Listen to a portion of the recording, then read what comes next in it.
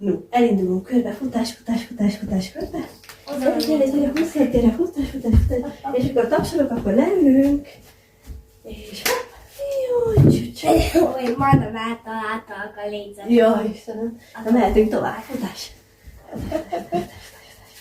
Futás.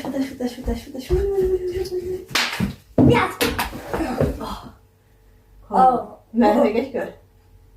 Persze. Oké, futás.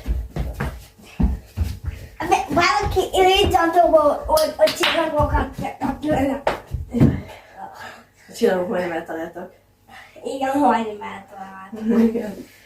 No, még van egy kis bemelegítősünk, mondókánk, ez amikor a hullámok közé érkezünk, és a hullámok nagyon lebegtetnek minket, akkor tudunk úgy bemelegíteni, hogy keresztbe tapsolunk, így erre csörög a kagyló, arra meg a kavics, erre csörög a kagyló, arra meg a kavics, ilyen tapsolás is, erre csörög a kagyló, arra meg a kavics, erre csörög a kagyló, arra meg a kavics. Szuper!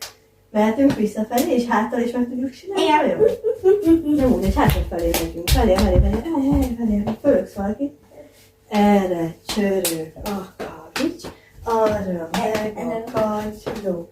Erre csörög a kavics, arra meg a kagyló. Erre csörög a kavics, arra meg a kagyló. Erre csörög a kavics, arra meg a kagyló. És futás. Nézd a csillag! Ne legyen dobó csillag. És amikor tapsolok, akkor föllépünk a kutyámra.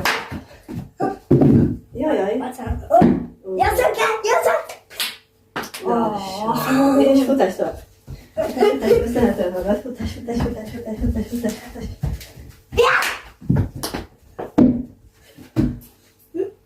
Jöjjön egy utolsó.